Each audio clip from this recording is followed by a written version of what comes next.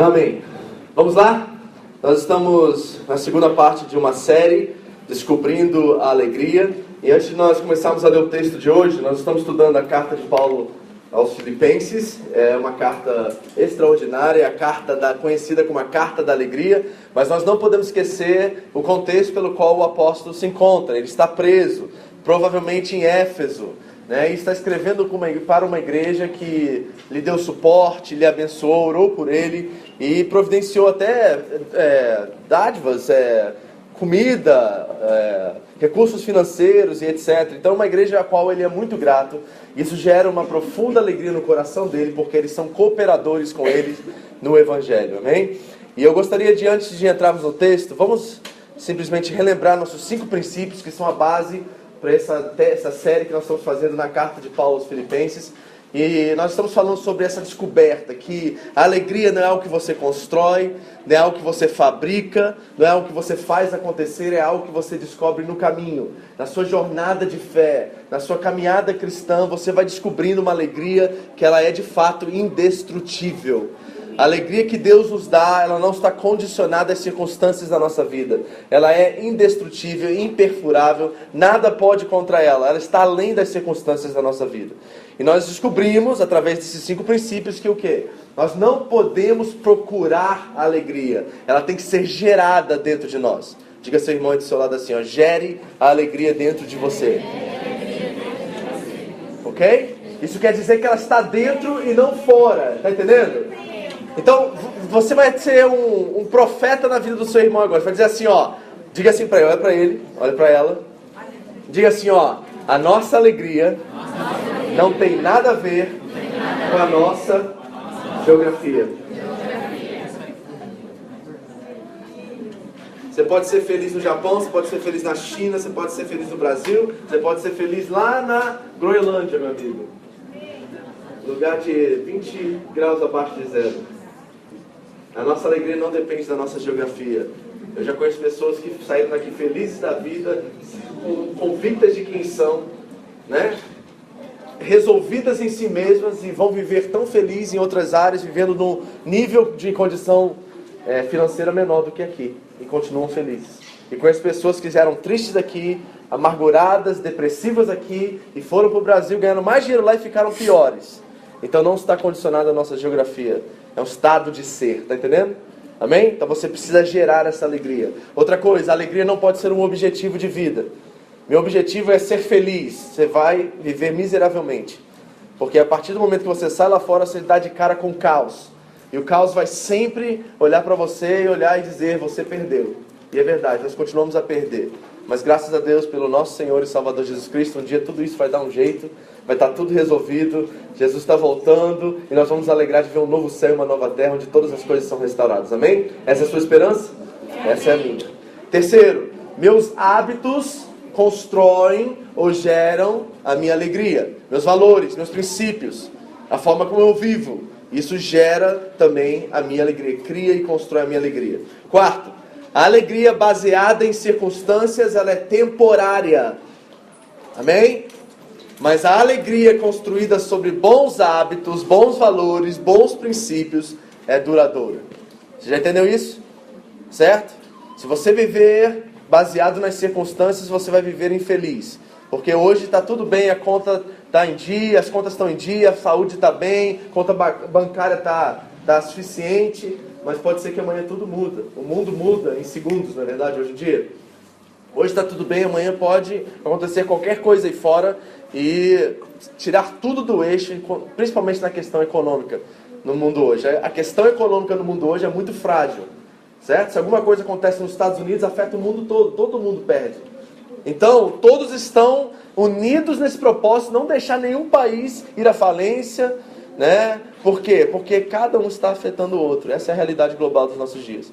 Então, se nós basearmos a nossa alegria nas circunstâncias, provavelmente nós vamos viver infelizes. Não faça isso. A alegria construída sobre bons hábitos, bons valores e seus princípios é duradoura. E outra coisa é que os bons hábitos são tão viciantes quanto os maus hábitos, ok? Quando você começa a viver esses bons hábitos, eles se tornam viciantes, se tornam verdadeiramente uma forma de se viver. E aí você consegue construir sobre eles e as coisas se tornam verdadeiramente mais fáceis para você. Porque você começa a dar valor àquilo que realmente tem valor. A chave da vida é dar valor àquilo que realmente tem valor. Quando você deposita valor em coisas que não têm valor, você se perde. Porque você começa a correr atrás do prejuízo. Isso é terrível, isso destrói a sua alegria. Mas a alegria em Deus, ela é de fato indestrutível. Amém? Vamos à segunda parte então do nosso texto, lá na carta de Paulo aos Filipenses. Filipenses capítulo 1, nós vamos ler hoje do 12 até o 19. Nós lemos semana passada e trabalhamos o texto do 1 ao 11. E hoje eu queria ir até o 26, mas não deu. Tem muito conteúdo aqui nesse meio do capítulo 1 aqui. Então nós vamos fazer só alguns versículos hoje, do 12 ao 19, mas eu tenho certeza que tem muita coisa aqui para aprendermos e aplicarmos hoje na nossa vida. Está aí contigo? Carta de Paulo aos Filipenses, capítulo 1, do 12 ao 19. Acharam? Acompanhe a leitura aí na sua tradução comigo, ok? Diz assim a palavra de Deus: E quero, irmãos, que saibais que as coisas que me aconteceram contribuíram para o maior avanço do Evangelho, de maneira que as minhas cadeias em Cristo se tornaram conhecidas de toda a guarda pretoriana e de todos os demais. Muitos dos irmãos do Senhor, tomando ânimo com as minhas cadeias, ousam falar a palavra mais confiadamente, sem temor. Verdade é que também alguns pregam a Cristo por inveja e porfia, mas outros de boa mente. Estes por amor, sabendo que fui posto para a defesa do Evangelho. Aqueles, contudo, anunciam a Cristo por contenda, não sinceramente, julgando suscitar aflição às minhas cadeias. Mas que importa? Contanto que Cristo, de qualquer modo, seja anunciado, ou por pretexto ou de verdade, nisto me regozijo. Sim, e me regozijarei, pois sei que isto que me resultará em libertação ou salvação, pela vossa súplica, pelas vossas orações, pelo socorro do Espírito de Jesus Cristo. Está assim na sua Bíblia? Amém? Glória a Deus. Bom, tem muitas coisas que nós podemos aprender aqui. Mas deixa eu só ler mais uma vez esse texto na mensagem, porque essa linguagem contemporânea faz mais sentido para nós. E acredito que tem algumas coisas que talvez você não tenha entendido na linguagem mais antiga, que na contemporânea vai brilhar aí na sua consciência. Preste atenção mais uma vez aí. Agora só ouça. Amigos, capítulo 1, versículo 12. Quero relatar a vocês que a minha prisão teve o efeito contrário ao pretendido. Em vez de ser oprimida, a mensagem prosperou. Todos os guardas e os demais aqui souberam que eu estava preso por causa do Messias. A curiosidade deles foi atiçada e agora estão aprendendo a respeito de Jesus. Além disso, muitos seguidores de Jesus tiveram a fé avivada e agora se dedicam a falar com muita coragem a respeito de Deus e do Messias. É verdade que alguns começaram a pregar porque, agora que estou preso, acharam que teriam seu lugar no sol. Mas os outros o fazem com a melhor das intenções. Um grupo é motivado por puro amor, sabendo que estou aqui defendendo a mensagem e querendo ajudar. Os outros, agora que estou fora de circulação, são apenas aproveitadores desejosos de tirar vantagem. As motivações deles são más e me veem como um competidor. Pensam que, quanto pior eu estiver, melhor para eles. Então, como devo reagir? Decidi não me preocupar com as motivações deles, confusas, más ou indiferentes. Cada vez que um deles abre a boca, Cristo é proclamado. Então eu apenas os incentivo. Tremendo, né? Não soa mais próprio, nossa, assim? Muito interessante isso que o apóstolo Paulo quer nos ensinar. Agora, vamos aprender alguns princípios aqui. Eu quero ser bem prático hoje, tentar ser o mais curto possível para que nós possamos, como família, agradecer a Deus, fazer um culto de gratidão a Deus no final aqui, podemos expressar nosso amor e nossa gratidão a Ele. Mas vamos trabalhar esse texto porque eu acredito que é necessário nós começarmos a ver a vida, e principalmente a nossa caminhada cristã, pela perspectiva divina. Muitos de nós temos a tendência a olhar as coisas naturais e aplicá-las ou vivê-las simplesmente na esfera natural. Esquecemos que todas as coisas de fato estão trabalhando não só na esfera natural, mas na esfera espiritual, onde a dimensão de Deus habita, para o nosso favor. E Deus está trabalhando elas para que nós possamos nos tornar mais parecidos com Cristo. Isso aqui diz lá em Romanos 8 o tempo todo.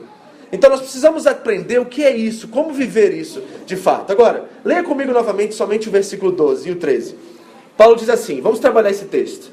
E quero, irmãos, que saibais que as coisas que me aconteceram contribuíram para o maior avanço do Evangelho, de maneira que as minhas cadeias em Cristo se tornaram conhecidas de toda a guarda pretoriana e de todos os demais. O que Paulo está expressando para nós aqui que nós podemos aprender? Primeiro, que existe esse grande paradoxo na fé cristã. Pastor, o que você quer dizer? O que é um paradoxo? Paradoxo é uma aparente verdade, certo? Que leva-nos a uma contradição lógica. Deixa eu tentar explicar isso um pouquinho mais claro para vocês. É uma situação que contradiz a intuição comum. Quer ver? Deixa eu mostrar isso em outro texto para vocês, só para vocês verem como essa forma paradoxa de viver a vida cristã, ela está presente em nossas vidas o tempo todo. Pula para 2 Coríntios capítulo 6 rapidamente. Só voltar para trás um pouquinho aí. 2 Coríntios capítulo 6. Olha os versículos 4 a 10, rapidamente. Vou te mostrar o que é esse paradoxo. Porque Paulo está dizendo, não sei se você reparou, que a cadeia dele surtiu um efeito ao contrário. Você entendeu isso? Que aquilo que para os olhos humanos seria uma coisa terrível, estar preso, para Paulo foi graça de Deus. Para Paulo foi útil, foi bom ele estar lá. Isso é um paradoxo. Porque ninguém diria que estar preso é bom. Está entendendo o que eu estou falando? Agora veja como Paulo vê a vida cristã. Muitos de nós temos ouvido muito sobre sucesso, sobre uma fé que conquista, mas Paulo vai olhar para essa fé que conquista de uma forma completamente diferente. Se Paulo desse para você o currículo dele, essas coisas que você vai ler agora estariam no currículo dele, profissional.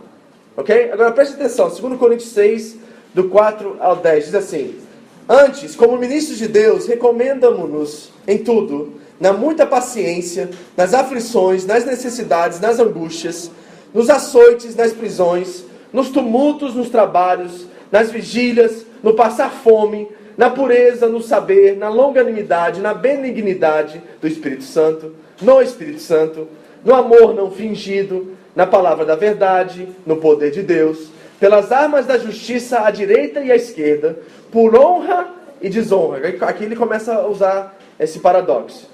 Por má fama e boa fama, como enganadores, porém verdadeiros, como desconhecidos, porém bem conhecidos, como morrendo, porém vivemos, como castigados, porém não mortos, como entristecidos, porém sempre alegres, pobres, mas enriquecendo a muitos, nada tendo, mas possuindo tudo. Que coisa extraordinária essa linguagem que ele usa. Você consegue reconhecer na sua vida esse paradoxo? Que há momentos na sua vida qual você deveria estar profundamente triste, mas algo dentro de você traduz e produz uma alegria que mantém você de pé nas coisas mais difíceis da sua vida. Esse é o paradoxo da vida cristã. E sabe o que isso sinaliza para nós? Que esse mundo não é o nosso mundo. É isso que esse paradoxo quer fazer o tempo todo. Ele quer nos mostrar que esse mundo que nós vivemos aqui agora não é o nosso mundo. Quanto mais triste você fica aqui embaixo, mais vontade de estar lá em cima você deseja estar. Não é verdade isso? Quanto mais aflição, mais desejo de outro mundo, mais desejo de mais desejo de uma nova vida, mais desejo de um mundo onde não há morte, onde não há sofrimento. Sabe o que Paulo está dizendo aqui para nós, no versículo 12 e 13? Que essa situação... E eu posso aplicar isso na sua vida, em qualquer situação que você esteja passando agora, ok? Preste atenção.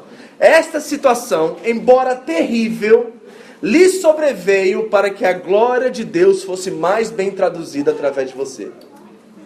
Você consegue ver isso na sua vida hoje? Que tem situações hoje que você olha assim, nossa, isso é terrível, mas eu não sei por que Deus está usando isso para a glória dele de alguma forma. As pessoas estão reconhecendo algo em mim, através dessa luta, através da tribulação, que eu não consigo enxergar, eu estou sentindo, eu tenho um sentimento terrível mediante a tudo isso que eu estou sofrendo, mas eu sei que Deus está usando isso para a glória dele. Posso dar um exemplo bíblico para vocês? Você não precisa abrir. Lá em João, no capítulo 9, os discípulos depararam com um homem cego de nascença. E aí, devido à teologia judaica da época, eles conheciam bastante dessa teologia, que eles acreditavam naquela época que se uma pessoa nasce doente, enferma, ou com alguma doença, como uma cegueira, ela foi amaldiçoada. Ou seja, ou seus pais pecaram, ou ela pecou para que ela nascesse daquela forma. Já que ela é recém-nascida, foram os pais dela que pecaram. Então os discípulos olharam para Jesus, olhando para o cego de nascença, e perguntaram: Senhor Jesus, quem foi que pecou? Ela ou seus pais, para que ela nascesse assim? E a resposta de Jesus é extraordinária. Porque Jesus vai olhar nos olhos daqueles discípulos, e provavelmente mediante aquele homem, e dizer assim: nem ele pecou e nem os seus pais pecaram. Tudo isso aconteceu para que a obra de Deus fosse feita na vida deles. Tem coisas na sua vida que você reconhece hoje, olhando para trás, que você sofreu bastante, mas você pode hoje reconhecer que foi obra de Deus na sua vida? Que foi para a glória de Deus na sua vida? Quem aqui reconhece isso? Levanta a mão. Todo mundo, né, gente? Esse é o paradoxo da fé cristã. A gente não consegue entender algumas coisas que nos acontecem, mas elas são de fato para a glória de Deus. E aquele que tem o Espírito geme mediante essas circunstâncias de uma forma diferente. Eu já preguei sobre isso aqui. Se você tem o Espírito Santo, você não geme da mesma forma que as pessoas que não têm o Espírito Santo gemem. Porque elas gemem pela situação em si. Mas nós gememos porque sabemos que Deus está trabalhando através de cada uma dessas situações. Não é verdade isso? É ou não é? Graças a Deus por isso. Você pode dar graças a Deus por isso? Graças a Deus. Agora, qual é a outra coisa que Paulo está nos ensinando aqui? Que nós precisamos olhar cada problema e cada situação pela perspectiva divina. Deixa eu mostrar algo para vocês que é extraordinário. Se você não sabe, Paulo era um prisioneiro muito importante naquela época, ok? Ele era um dos líderes dos judeus, ele era uma pessoa que realmente tinha um certo privilégio e as pessoas olharam para ele de uma forma mais especial. E Paulo estava preso. E se você não sabe como era a cadeia daquele tempo, eu já falei na última mensagem sobre isso, eles ficavam acorrentados 24 horas a um soldado romano, da guarda pretoriana. A guarda pretoriana eram soldados de elite especiais que ficavam na casa de César. César ficava em Roma, ele era, Deus sobre Roma, era o imperador romano. Mas nessas colônias, como em Filipos, ele tinha casas onde, quando ele visitava as colônias, ele ficava. Isso acontece até os dias de hoje. Eu estou assistindo um seriado no Netflix muito interessante sobre a coroa inglesa. E conta a história da rainha Elizabeth desde o início até o fim. E você pode ver que de vez em quando ela viaja para a Jamaica, as Bahamas, que eram países, colônias inglesas, e ela sempre tem uma casa que era reservada para ela ficar nesses lugares. E assim acontecia também no primeiro século. Então, na guarda pretoriana, eram soldados especiais que, quando o imperador fosse visitar essas colônias, eles guardavam a casa imperial, ou o castelo imperial ali da região.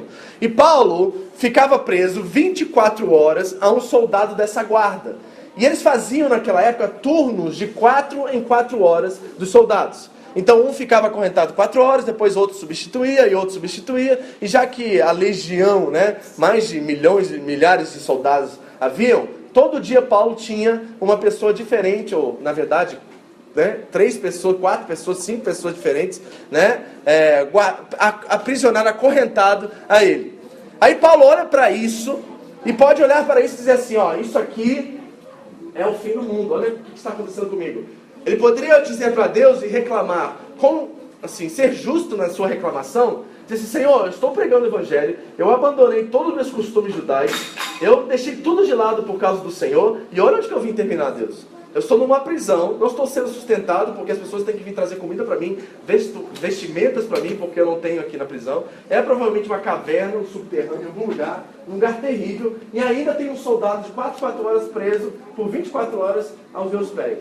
Senhor, o que está acontecendo? Onde que eu pequei? Talvez seria a pergunta de Paulo. Mas Paulo não diz isso. Ele vai dizer assim: olha, durante todo esse tempo, e ele ficou preso 2 anos nessa cadeia aqui. Ele disse assim: toda a guarda pretoriana ouviu acerca do Evangelho enquanto eu estive preso. Eu fiz a conta, sabe quantos soldados são? 4.358. Em 2 anos. Num turno de 4 horas, Paulo pregou para 4.300 soldados. E ele disse que toda a guarda pretoriana ouviu o Evangelho durante a sua cadeia. Quantos de nós ficaríamos só chorando e reclamando da vida dentro de uma cadeia e não usando as oportunidades? Então você fala assim: pastor, a situação aí é ímpar, né? Mas muitos de nós estamos chorando hoje diante das situações tão banais da nossa vida. E nós não usamos essas situações banais para anunciar o Evangelho com a ousadia e com a coragem que o apóstolo Paulo usou. O que eu quero dizer com isso? Por que esse exemplo, pastor? Uma coisa só, e eu quero que você guarde isso. A sua reação mediante as situações da sua vida gritam mais alto do que as suas palavras. Hello? Tem alguém me ouvindo aí? As suas reações mediante as situações da sua vida gritam mais alto do que as suas palavras. É isso que está acontecendo aqui. Os soldados estavam esperando um homem caído, um homem amargurado, um homem triste, mas eles viam um homem animado, feliz, porque ele sabia que aquela cadeia que prendia os seus pés não era o fim, que ele estava mais livre conhecendo a Cristo do que preso, ou do que servindo ao Deus desconhecido, que ele não conhecia antes. Então, o que Paulo está nos ensinando aqui? Primeira coisa, quando nós temos reações que honram a Deus, isso testemunha para os não crentes. Está ouvindo isso? Eu quero perguntar a você uma coisa: já deixou alguém boquiaberto? Canta o seu irmão aí, você já deixou alguém boquiaberto? Paradoxalmente boquiaberto? O que você quer dizer com isso, pastor? Quer dizer assim, quando o patrão vem, desce além em você reage em paz, abaixa a cabeça e fala assim, sim senhor. E ele fala assim, nunca vi um brasileiro fazer isso na minha vida. Ele dá um piti e vai embora para casa correndo, mas eu nunca vi alguém dizer, suma sem, me perdoe, eu não vou fazer de novo, mesmo que você esteja sem culpa na situação. Aquela reação pode mudar completamente a vida de uma pessoa. É isso que estava acontecendo com Paulo naquela prisão. As pessoas esperavam uma reação dele, mas ele reagia de acordo com a graça de Deus impenetrável, intocável, que estava sobre a vida dele. Paulo estava com corpo e mente responsavelmente nesse mundo, mas a esperança e o coração dele estavam no porvir. Por isso ele conseguia reagir de forma correta mediante aos não crentes. Quando nós temos reações que honram a Deus, nós testemunhamos aos não crentes. Mas sabe para quem também nós testemunhamos? Para os crentes. Afeta todo mundo, querido. Nós também testemunhamos para o crente.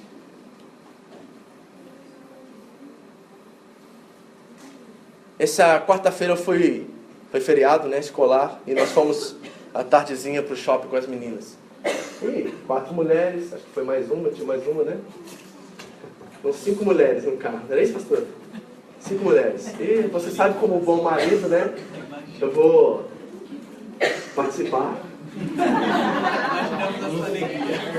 Imagina minha luta comigo mesmo, né? Imagina Deus me santificando através da HM, né? Deus me santifica na Gap, gente, de uma forma assim, na HM, ali é lugar de santificação, né? E aí a pastora falou assim, vou entrar aqui, que é, né, Black Friday, então essas coisas assim, vou entrar aqui nessa loja. Aí falou assim, tem um Starbucks em frente à loja, vou sentar aqui, tomar um café e vou ficar de boa, tudo bem? Aí eu tava esperando assim, mais 10, 15 minutos ali de boa, tranquilo, certo? Tô sentado, peguei, comecei a fazer, tava lendo uma coisa no meu iPhone, brincando algumas coisas, tava fazendo, gastando tempo. E de repente passou um irmão de uma igreja conhecida lá de Nagoya, que eu não tinha visto há muito tempo, muito querido, uma pessoa que tem assim, um amigo mesmo, sabe, que a gente conhece, só que a gente quase não se vê. E ele, brincando comigo, falou assim, tá sozinho aí? E ele falou assim, eu saí de casa, não tinha nada para fazer em casa e vim para cá. Aí eu falei assim, senta aí, cara. Bom, aquela conversa demorou 1h30. E sabe o que eu descobri? Que aquele irmão querido, amado, uma pessoa que realmente nós gostamos demais dele, gente boa demais, ele acabou de perder a família dele. A história é mais ou menos assim, um dia a mulher acordou e disse, não te quero mais, pegou a filha e foi embora do Brasil.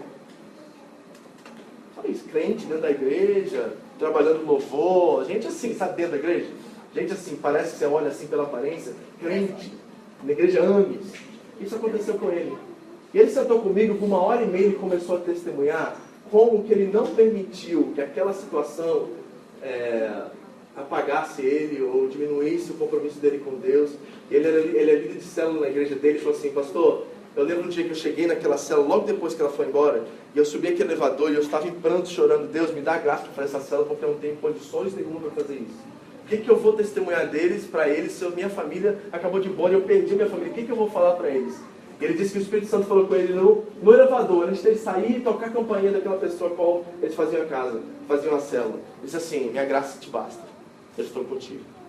E ele disse que ele sentou naquela célula, ele ministrou a palavra, as pessoas foram abençoadas, tinha uns 3 ou 4 visitantes naquele dia, todos eles decidiram continuar na célula, todos eles aceitaram Jesus naquela noite, e ele saiu de lá realmente completamente agraciado diante de uma situação terrível na sua vida. Ele não diminuiu a intensidade, porque a chama da fogueira aumentou na sua vida. Você está entendendo? Então, quando nossas reações honram a Deus, elas testemunham a todos ao nosso redor. Testemunham aos não crentes, testemunham aos crentes. E a nossa vida muda porque nós entramos num ato de total dependência em Deus. Comece a olhar as coisas pela perspectiva divina. Olhe para a pessoa só, diga assim para ela: o que está acontecendo na sua vida hoje não é por acaso. Deus está no controle. Amém? Você crê nisso? Ou você está dizendo isso da boca para fora? Ou será que você disse assim, isso e disse assim, porque ele não sabe o que está acontecendo na minha vida? É pior que isso aqui que o Paulo está sentindo? Alguém aqui está preso, acorrentado, com fome, doente. Tem alguém aqui assim? Eu acho que vocês estão muito bem, né? Vai chegar em casa hoje, no frio de 4 graus, vai ter um ar-condicionadinho para ligar, né? Tá todo mundo na bênção, não tá? Amém. Pois é, queridos. E se nós na bênção não conseguimos reagir corretamente e honrar a Deus, imagina quando as coisas ficarem piores para nós. Nós precisamos começar a olhar as coisas pela perspectiva divina. Amém? Bom, próxima coisa, vamos lá. Versículo 15. Volta lá para Filipenses, você saiu.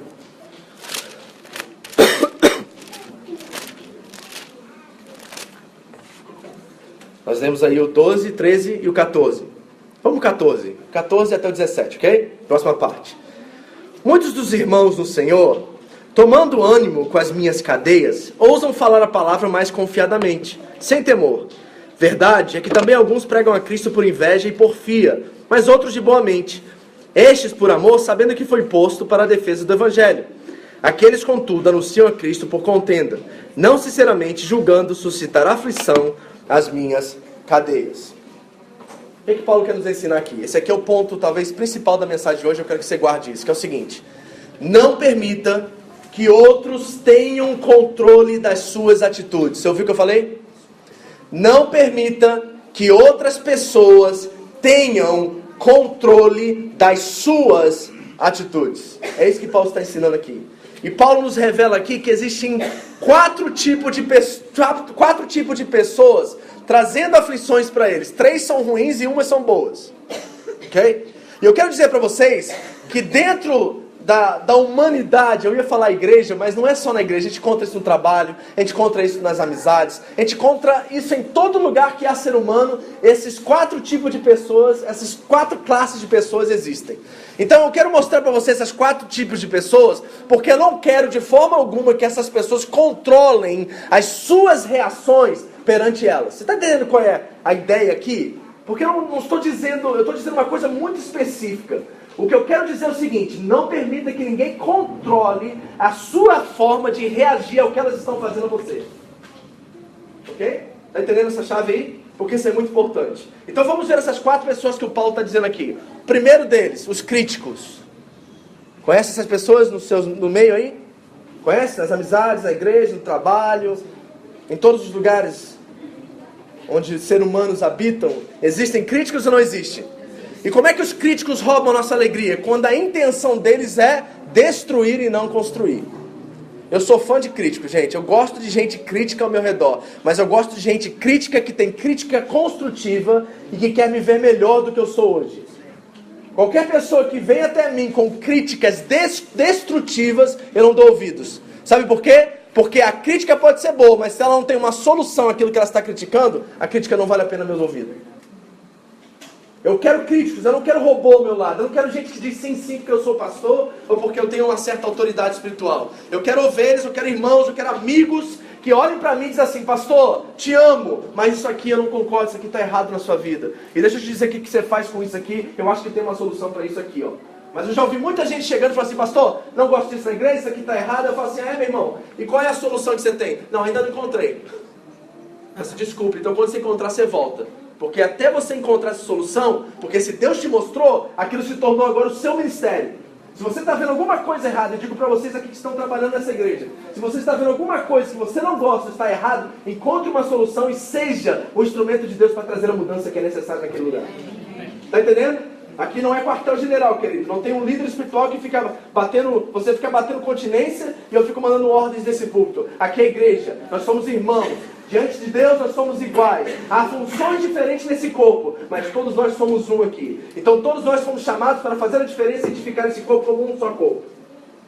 E quando você encontrar alguma coisa que está fora desse eixo, você precisa ser o agente de transformação, porque Deus chamou e Deus deu a visão a você daquilo que precisa ser mudado. Está entendendo? Então eu amo o crítico, e Paulo estava sendo criticado aqui. Aproveitando que ele estava preso, os críticos entraram na igreja e começaram a criticar o ministério dele. Mas nós não podemos ser esses que trazem críticas destrutivas, mas aqueles que trazem críticas construtivas. Críticos autênticos, amém. Críticos hipócritas, anátema. Amaldiçoa. Não quero crítico hipócrita. Eu quero gente autêntica, que reconhece o seu valor no corpo e está disposta a fazer a diferença para mudar. Se você tiver tempo, eu não tenho hoje, leia o capítulo 6 do livro de Neemias. Neemias começou a restaurar o muro de Jerusalém. E 3 críticos apareceram para que ele parasse de construir aquele muro. E diante daquela oportunidade, daqueles críticos vierem, vamos conversar, desce do seu trabalho, para de trabalhar, para de reconstruir o muro.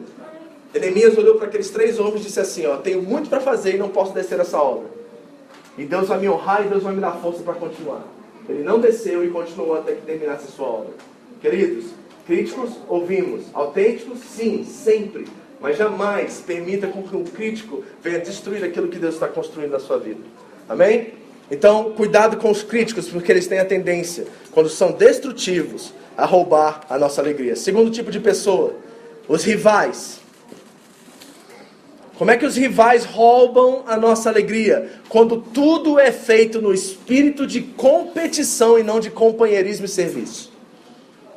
Conhece rivais? Infelizmente dentro da igreja tem muita gente que está competindo uma com a outra. Isso precisa acabar urgentemente, porque o reino de Deus é de todos. E nós fomos todos chamados e colocados aqui nesse corpo como Deus quis. Foi Deus que quis colocar você aqui. E você não é melhor do que ninguém, nem pior do que ninguém. Todos nós estamos numa longa jornada, nos santificando, sendo transformados todos os dias. E todos nós temos grandes virtudes e todos nós temos grandes defeitos. E quando o ferro afia o ferro e o amigo afia o outro, é que esses defeitos vão sendo transformados, provavelmente e graciosamente, em virtudes. Mas não entre em um espírito de competição.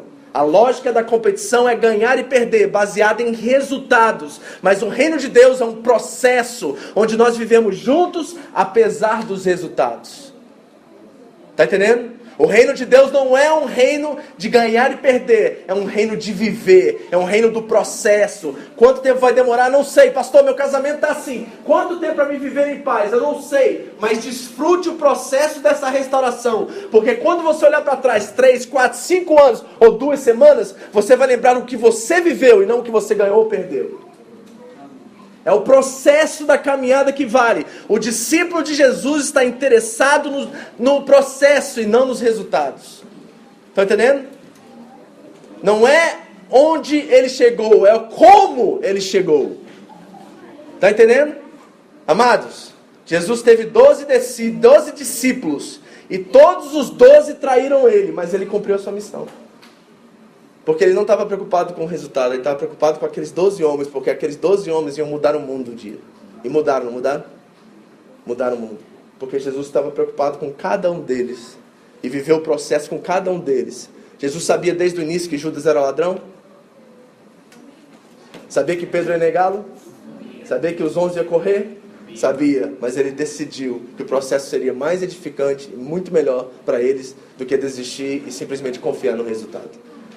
Se você está se relacionando com alguém aqui nessa igreja e a única coisa que você espera é um resultado, esse relacionamento é fraco, frágil e superficial. Mas se você quer ser amigo de alguém aqui, verdadeiramente, você vai ter que viver grandes processos com eles. Lutas e perdas. Porque nós não estamos preocupados aquilo que eles estão ganhando ou aquilo que eles estão perdendo, as conquistas ou as perdas. Nós estamos preocupados com o processo. E sabe o que eu quero? Que daqui a 20 anos, se Deus permitir que nós permanecemos aqui, eu quero olhar no seu rostinho e olhar para você e dizer assim, valeu a pena, chegamos aqui. Então, a competição mina isso. Está entendendo? Ok? E nós trabalhamos diretamente contra o espírito de competição nessa igreja. Nós não aceitamos isso. Porque todo mundo é bem-vindo, todo mundo tem talento, todo mundo pode ser útil para o reino. Amém? Então cuidado com os rivais. Terceiro tipo de pessoa. Os falsos. Pessoas com ambições egoístas. Paulo vai dizer isso claramente no texto aí.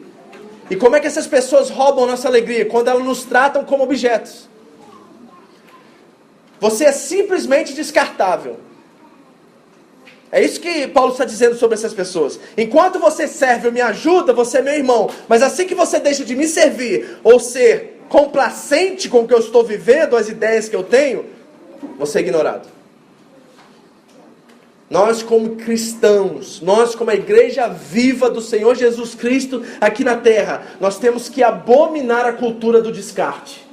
Está entendendo, igreja? Nós temos que dizer, amaldiçoada essa cultura do descartável. Ninguém é descartável aqui. Amém. Todo mundo é útil, todo mundo pode ser usado, e todo mundo pode servir e abençoar um ao outro. Não tem ninguém aqui porque estudou menos que é menor do que o que estudou mais. Não existe isso no reino de Deus. De acordo com Deus, nós somos todos filhos. Todos nós temos funções e talentos diferentes. E graças a Deus, porque se todo mundo fosse igual, ia ser terrível. Graças a Deus, alguns de vocês falam completamente diferente da forma que eu falo. E graças a alguns de vocês têm talentos com as mãos e na parte física que eu não tenho zero. Eu tenho zero. Graças a Deus por isso. Porque nós podemos viver um complementarismo. Nós nos completamos, encontramos-nos com os nossos talentos. Então, quando a ambição egoísta vem, ela destrói relacionamentos. Ela acaba com o amor, o serviço, e a dedicação e a voluntariedade. Nós não podemos permitir que pessoas com ambições egoístas penetrem no nosso meio e fazem com que pessoas se tornem objetos e descartáveis. Olha para o seu irmão bem nos olhos assim: você não é descartável, você é amado.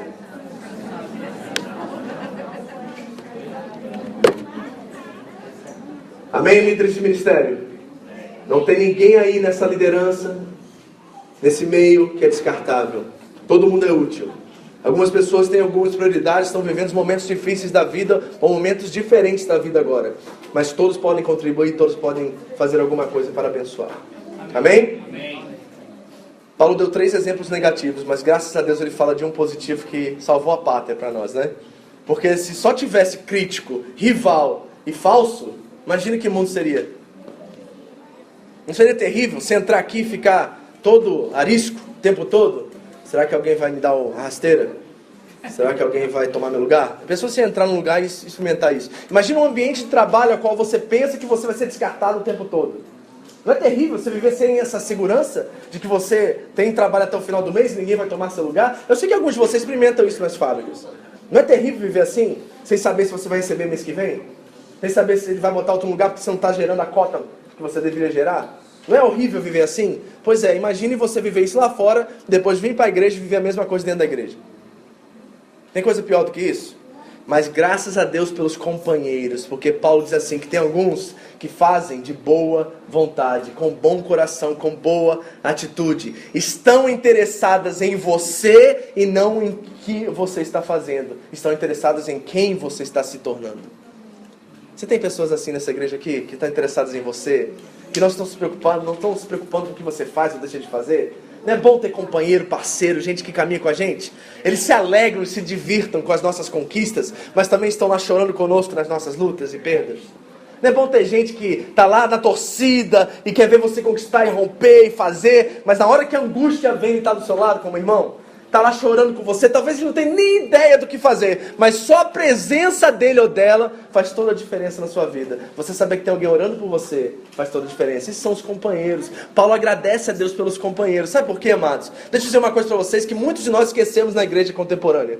Que a vida cristã e o centro da fé cristã não é o pão e nem o vinho, é a mesa. Nós concentramos no pão e no vinho, comer e beber, saciar a carência e a necessidade. Muitos de nós vamos à ceia, infelizmente nós não podemos fazer isso hoje por causa do local, né? Nós precisamos ceiar, e mês de semana que vem não vai dar também, porque nós estamos aqui. Mas 2 semanas nós vamos fazer isso. Hoje era um dia especial para fazer isso, mas não deu. Mas muitos de nós, mediante a ceia, estamos preocupados com os elementos que estão ali. Estamos esquecendo que naquele dia que Jesus sentou com os seus 12 e ceiou pela primeira vez, estabeleceu aquilo como uma ordenança, ele estava à mesa com seus traidores, com aqueles que em minutos deixariam ele, abandonariam ele, e outros o entregariam ao exército romano. Então Jesus estava diante da mesa, e a fé cristã é muito mais sobre a mesa, e que quer dizer koinonia, comunhão, parceria, companheirismo, do que os elementos em si, porque os elementos foi Cristo que nos deu, mas a comunhão, Ele conquistou na cruz do Calvário, nos reconciliando com Deus e nos reconciliando agora uns com os outros. Meu irmão, o centro da fé cristã é a mesa. E se você esquecer a mesa, você esquece a essência do Evangelho, que é reunir todas as pessoas de todas as tribos, raças, nações e línguas no Cordeiro e em Deus. O justo morreu pelos injustos, para nos levar a Deus. Todos. Naquele dia haverão raças, tribos, nações de todas as línguas, de todos os lugares, cantando e louvando ao Cordeiro. E nós sentaremos aonde naquele dia, querida? Na mesa do Cordeiro. A fé cristã é sobre mesa, é sobre relacionamento, é sobre companheirismo. E todos nós precisamos desse tipo de companheirismo. Agora, 2 princípios importantes aqui. Eu estou indo para o fechamento, tá? Isso aqui é fundamental. Preste atenção. Não permita que o que as pessoas pensam ou falam ao seu respeito controle as suas atitudes para com elas. Ouviu isso? Vou repetir, tá? Não permita que o que as pessoas falam ou pensam ao seu respeito controle as suas atitudes para com elas. Volta para o texto, versículo 18 agora. Paulo diz assim, eu quero ler algumas versões aqui, você pode me dizer se está um pouquinho diferente, eu quero ouvir o que está escrito na sua, tá? Porque eu vou te mostrar que provavelmente nós lemos errado o versículo 18. A minha diz assim, na Thompson. Mas que importa? Contanto que Cristo, de qualquer modo, seja anunciado, ou por pretexto ou de verdade. Nisto me regozijo, sim, e me regozijarei. O começo do versículo está como na sua Bíblia aí? Mas isso não importa. Mas isso não importa, o que mais? Mas que importa? Alguém tem alguma coisa bem diferente? Todavia. Alguém mais? Contanto. Ok?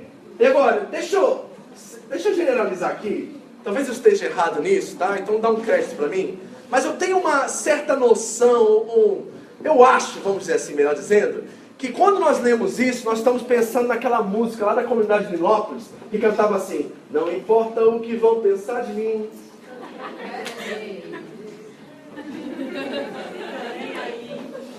Sabe, e depois que eu me converti, alguns anos atrás, alguma coisa soava errada nessa música. E quando eu via, não importa o que vão pensar de mim, tô nem aí, eu falava assim, será que é isso mesmo que a fé cristã promove? Será que essa é a atitude de um cristão? De não se preocupar com o que as pessoas estão pensando a seu respeito e viver de acordo com aquilo que ele pensa acerca de si mesmo? Será que essa é a ideia? E pode ser que até o compositor não teve isso em mente, tá? Estou tentando trazer um contexto aqui, porque pode ser que você está lendo aquilo e dizendo assim, tô nem aí. Você pensou, tô nem aí quando você leu? Mas que importa? Tô nem aí. E se eu dissesse para você que esse texto é Paulo falando com ele mesmo? E se eu dissesse para você é que Paulo dizendo assim no espelho, e olhando para ele dizendo assim, e daí, Paulo? E daí que eles estão sendo críticos, e daí que eles estão difamando o seu ministério, caluniando você? E daí a sua identidade não está baseada naquilo que as pessoas pensam a seu respeito, mas naquilo que Deus pensa. E daí se eles estão falando isso, não importa, porque quem defende o Evangelho é Cristo. O seu papel é ser o melhor cristão, mais parecido com Cristo que você pode ser. Quando Paulo lê, mas que importa, ele está dizendo para si mesmo, e daí que eles estão falando assim, não reaja, não tome uma postura ofensiva contra essas calúnias e contra esses maldizeres. Saiba quem você é em Cristo, a sua identidade está alicerçada na pessoa dele. E ele é um Deus imutável, que é o mesmo ontem, hoje e para sempre. E o que você pensa, o que eles pensam, não importa. O que importa é o que eu penso a seu respeito. Então quando você lê esse texto, você tem que ler para você mesmo. Olhar no espelho e dizer assim, e daí que a fulano lá não sei de onde está falando mal da minha família? E daí que o ciclano lá da minha fábrica acha que eu sou XYZ? E daí que a minha igreja não reconhece o meu valor? E daí, Vitor? E daí? Isso vai mudar quem você é? Não, não muda quem você é, porque quem você é imutável, porque quem você é está alicerçado completamente na pessoa de Jesus Cristo. E é o que ele pensa a seu respeito que verdadeiramente importa. Não o que você pensa e nem o que os outros pensam. Porque tem essa ideia também, sabe, queridos? Porque a gente às vezes está preocupado demais com o que os outros estão pensando. Mas o que a gente pensa acerca de nós mesmos também importa. Tá entendendo? Porque às vezes a gente pode tomar uma postura arrogante. Ah, eu não estou nem aí que os outros pensam a meu respeito. Mas nós nos achamos demais quando a gente fala assim. E a gente se acha que a gente está num nível elevado daqueles que estão nos criticando. E provavelmente, eu tenho minhas dúvidas, que quem está nos criticando tem 90% de certeza. Ou de verdade vocês estão falando. Porque é difícil encontrar gente humilde que reconhece o erro hoje em dia. Ou pelo menos gente que faz assim, sabe? Alguém vem, ó. Aí a gente fala assim.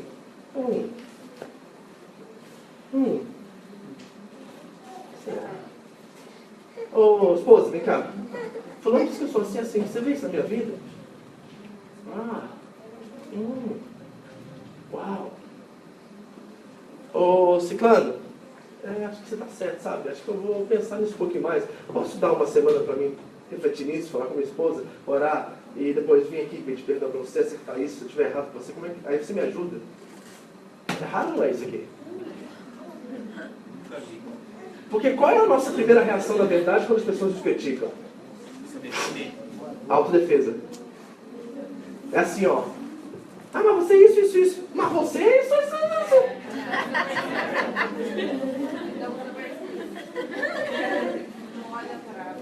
Meu irmão, você nunca leu Mateus 7? Não julgueis?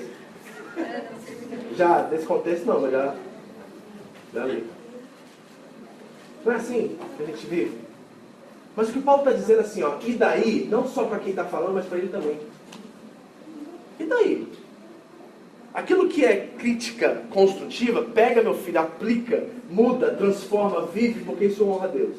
Mas aquilo que não é crítica construtiva, é destrutiva, você pega, joga de lado, joga fora e continua vivendo de acordo com aquilo que você sabe. Porque nós que estamos aqui desse lado do mundo, nós que estamos aqui no outro lado da eternidade, nós não vivemos baseados naquilo que nós sentimos. Nós vivemos baseados naquilo que nós sabemos.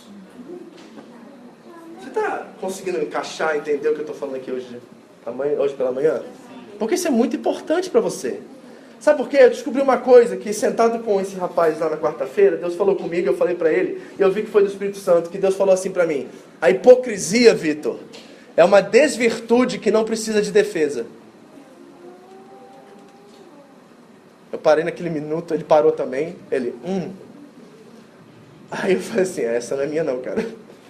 Não tenho capacidade de pensar isso não. Você entendeu? A hipocrisia é uma desvirtude, um defeito, que não precisa de defesa. É aquela coisa do peixe ser pego pela boca. Você viu o nosso amado ex-presidente essa semana? Lula, Luiz Inácio da Silva. Você reparou o que ele fez? Ele estava criticando o apartamento de alguém que não foi confiscado pela justiça.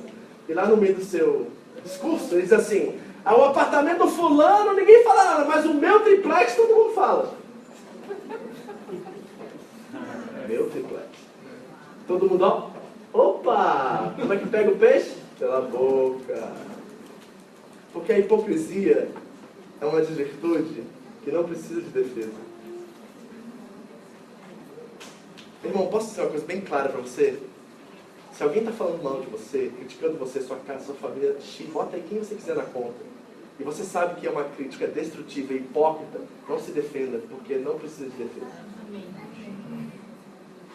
Né, Sandra? A Sandra sabe. Quanta gente mais fala da gente aqui na igreja? De vez em quando elas recebem um desses anjos lá. Caídos. Eu falo para ela, não precisa de defesa. A hipocrisia não precisa de defesa. Está entendendo?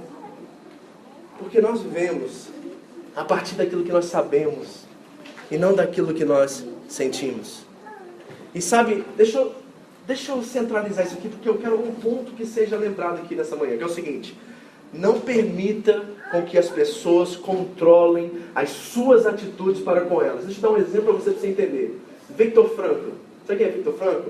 Viktor Frankl é um psicólogo, um judeu, que escreveu um livro extraordinário quando ele estava, após sair do campo de concentração nazista na Segunda Guerra Mundial.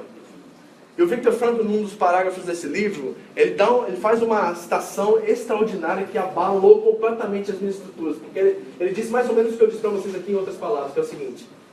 Ele entendeu, e ele vivia no campo nazista, as pessoas eram massacradas, queimadas, colocadas em câmeras de gás, crianças, não importa, se você era judeu, você ia morrer de uma forma cruel. E ele viu muitos dos seus compatriotas, amigos, sendo mortos, sua família, perdeu sua família toda, perdeu todos os seus bens e foi parar no campo nazista.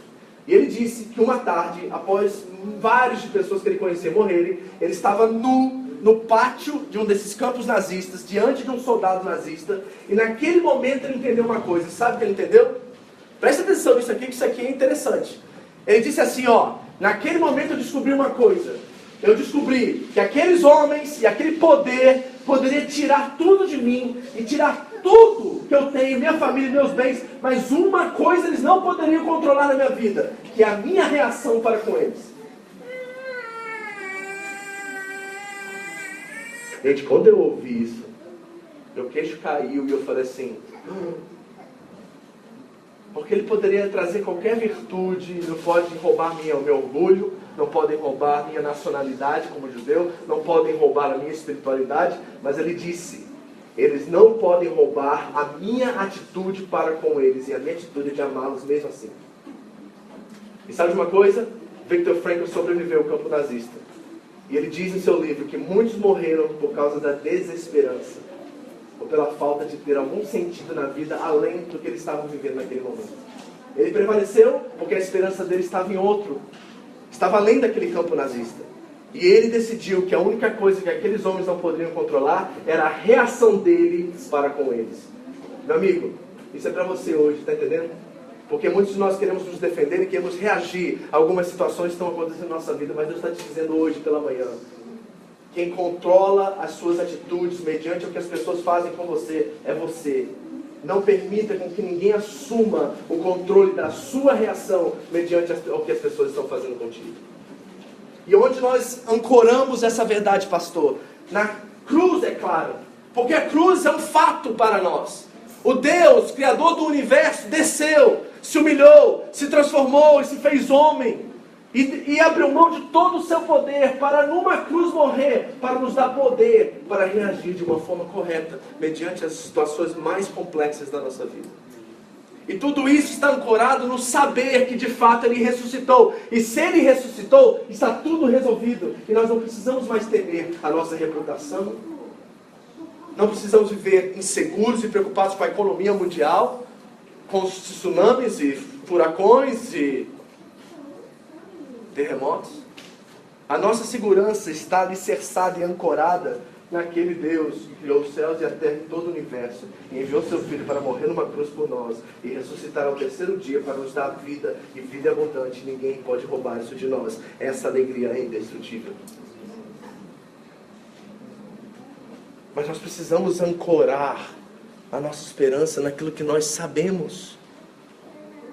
Veja o versículo 19, rapidamente eu vou terminar aqui. Olha o que Paulo diz. Quais são as primeiras duas palavrinhas aí? Pois. Como é que está no seu? 19? Primeiras duas palavrinhas. Pois. Pois. Qual é o verbo aí? É o verbo saber? É isso mesmo? Não é pois acho? Não? Pois sinto? Está assim? Pois? Diga sei. Tem outro texto, em 2 Timóteo 1, 10 a 12, que é extraordinário, porque Paulo vai dizer assim, e ele tornou a morte inoperante. Escuta, presta atenção aqui em mim. 2 Timóteo 1, 10 a 12. E ele tornou a morte inoperante, e trouxe luz à vida, e a imortalidade pelo Evangelho. Aí ele diz assim, deste Evangelho fui constituído pregador, apóstolo e mestre. E por esta causa eu sofro. Presta atenção no que ele diz. E por esta causa, esse evangelho, a qual eu sou pregador, apóstolo e mestre, eu sofro, mas não me envergonho. Aí ele termina assim, Olha onde ele está, ele vai ancorar tudo isso, prestou atenção? Vou voltar, tá? Você tem que entender onde que ele está ancorando, é como se ele estivesse fincando essas verdades em cima dessa verdade que ele vai dizer aqui na última parte do versículo. Então volta aqui. Ele tornou inoperante a morte. A morte não tem poder sobre nós, você sabe disso, né? Acabou, viu, gente? A gente não precisa ficar choramingando aí que a gente vai morrer um dia. Já acabou isso aí, essa realidade não existe para nós, né? É uma transição. Esse é um tempo, um período, mas há uma transição que acontecerá, onde nós estaremos com Deus para sempre. Amém? Amém? Então ele tornou inoperante a morte. A morte já não tem mais poder sobre nós que estamos em Cristo Jesus. Amém. Pois agora não há mais condenação sobre aqueles que estão em Cristo Jesus. Amém? Então ele tornou inoperante a morte e trouxe luz à vida e a imortalidade pelo Evangelho. Entendeu essas três coisas? Trouxe luz à vida, tornou a morte inoperante e trouxe a vida eterna, a imortalidade por meio do Evangelho. Aí ele vai dizer assim, ó, deste Evangelho eu fui constituído pregador, apóstolo e mestre. O ministério do Paulo está ancorado nessa verdade. Mas tem mais, essa é a primeira camada. Quando eles colocam concreto na casa, tem primeiro as pedras lá embaixo, né? Eles vão jogando pedra, um monte de coisa lá embaixo, depois vem o cimento por cima. Então o cimento é esse ministério. Essa inoperante morte, essa luz à vida, essa imortalidade é o cimento. Mas tem uma pedra aqui embaixo que Paulo vai falar agora. Aí ele diz assim, ó, e por esta causa, este evangelho, eu sofro. Presta atenção, ok? Mas não me envergonho disso. Olha o que ele diz agora. Pois eu sei em quem eu tenho crido. E sei que é poderoso para guardar o meu depósito até aquele dia. Eu sei em quem eu tenho crido. E sei que é poderoso para guardar o meu depósito até aquele dia. Está vendo as pedras?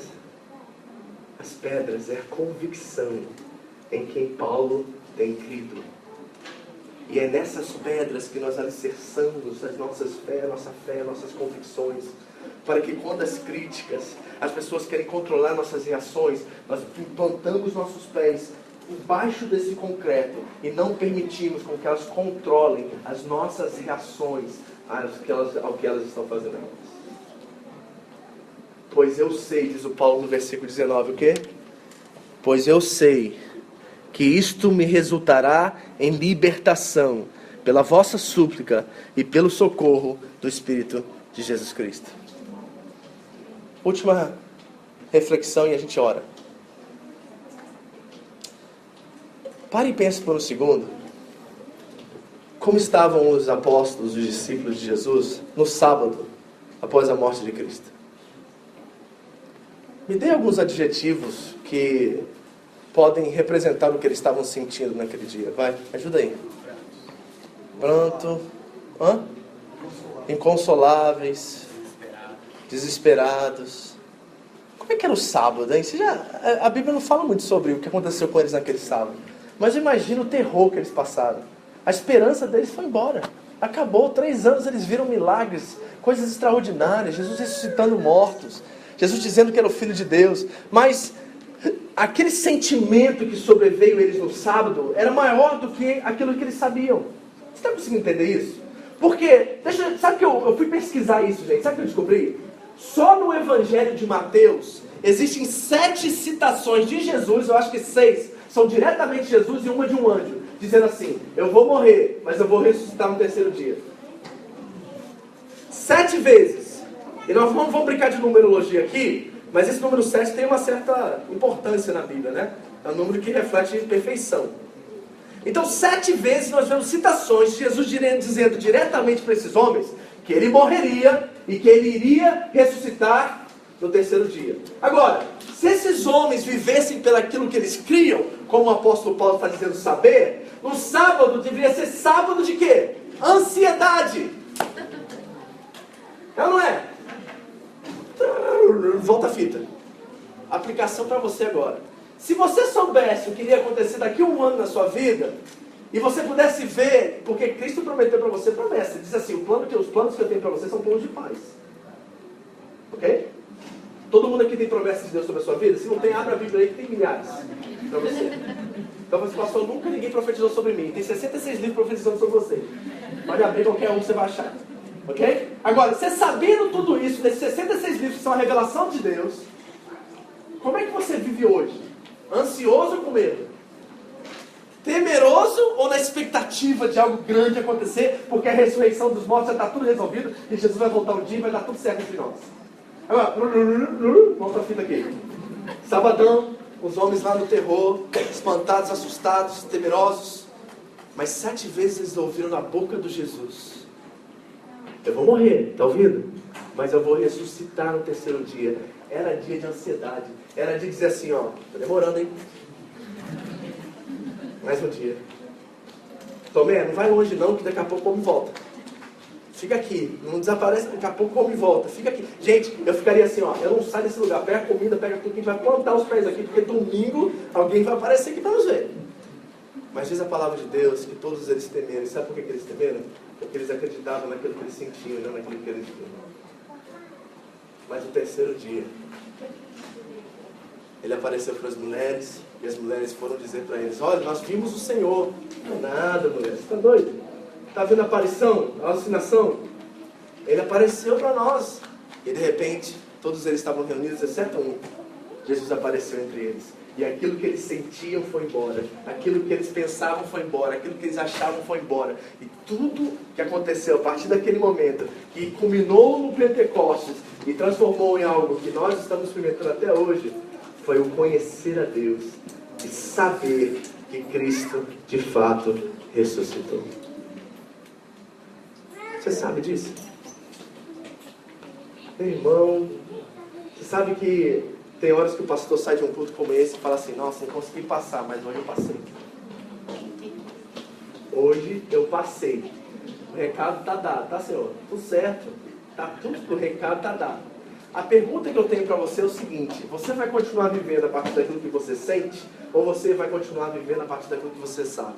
Porque o Paulo diz assim: pois eu sei em quem eu tenho crido, sei que é poderoso para guardar o meu depósito até aquele dia. Esse é o Deus que eu confio. E eu sei que isso também aqui, que está acontecendo comigo aqui, resultará na minha libertação. Eu vou sair dessa cadeia, eu sei disso, porque eu tenho muito a fazer ainda. Mas enquanto eu estou aqui, eu estou feliz, porque dentro da prisão, ninguém tem controle sobre mim. Eu tenho controle sobre a minha reação mediante as pessoas. Está entendendo? Está na hora de crescer, igreja. Está na hora de amadurecer aqui dentro, sabe? Que a gente ainda é um pouquinho infantil em algumas coisas. E a gente fica querendo se defender de coisas absurdas e banais que só trazem mais constrangimento para a nossa vida. Então está na hora da gente, sabe, pular uns 10 anos de maturidade aí e começar a dizer assim, ó: estão falando mal da minha pessoa? É verdadeiro? Muda. É verdadeiro? Muda. Seja homem, seja mulher. Verdadeiro, autêntico. Muda. Se não é, a minha atitude para com essa pessoa não muda, porque ela não vai ter o poder de controlar o que eu sinto por ela. E a Bíblia diz muito claramente que nós devemos pagar o mal com o bem. Pagar o mal com o bem. Então eu sei em quem eu tenho crido, e sei que é poderoso para manter o meu depósito, para guardar o meu depósito até aquele dia. E o que eu estou ouvindo, estão dizendo que deixam de dizer, não importa, porque eu sei o que Deus pensa a meu respeito, mas eu vivo de forma responsável aqui, porque eu sei que também o que eu sinto e que eu sou traduz para outras pessoas. Você crê nisso? Eu creio. Eu creio. Eu creio. Minha família é fruto disso. Porque a gente não permite que qualquer coisinha banal abale nossa paz e o amor que nós vivemos na nossa casa e nos nossos relacionamentos. Nós amadurecemos, queridos. Porque não era sempre assim. Mas um dia caiu a ficha e a gente creu. E a gente soube. E quando a gente soube, a gente vive. E quando vive, tem fruto. Amém? Vamos ficar de pé.